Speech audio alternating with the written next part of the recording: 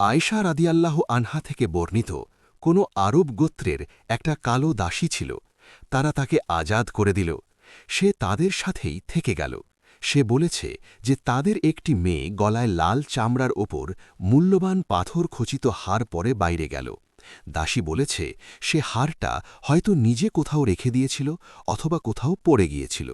তখন একটা চিল তা পড়ে থাকা অবস্থায় গোস্তের টুকরো মনে করে ছোঁ মেরে নিয়ে গেল। দাসী বলেছে তারপর গোত্রের লোকেরা বেশ খোঁজাখুঁজি করতে লাগল, কিন্তু তারা তা পেল না। তখন তারা আমার ওপর এর দোষ চাপাল। সে বলেছে তারা আমার ওপর তল্লাশি শুরু করল, এমনকি তারা আমার লজ্জাস্থানেও তল্লাশি চালাল। দাসীটি বলেছে আল্লাহর কসম, আমি তাদের সাথে সেই অবস্থায় দাঁড়ানো ছিলাম, এমন সময় চিলটি উড়ে যেতে যেতে হারটি ফেলে দিল। সে বলেছে তাদের সামনেই তা পড়ল। তখন আমি বললাম, তোমরা তো এর জন্যেই আমার ওপর দোষ চাপিয়েছিলে। তোমরা আমার সম্পর্কে সন্দেহ করেছিলে, অথচ আমি এ ব্যাপারে সম্পূর্ণ নির্দোষ।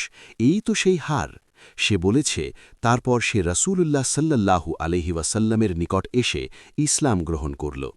আয়েশা রাদিয়াল্লাহু আনহা বলেন, তার জন্যে মসজিদে অর্থাৎ নববীতে একটা তাঁবু অথবা ছাপড়া করে দেওয়া হয়েছিল।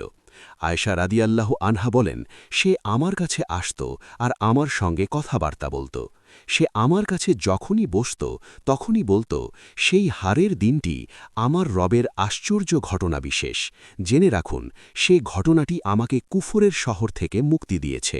আয়েশা রাদিয়াল্লাহু আনহা বলেন, আমি তাকে বললাম, কি ব্যাপার, তুমি আমার কাছে বসলেই যে এ কথাটা বলে থাকো? আয়েশা রাদিয়াল্লাহু আনহা বলেন, সে তখন আমার কাছে উক্ত ঘটনা বর্ণনা করল। সহিহ বুখারী ৪২৬।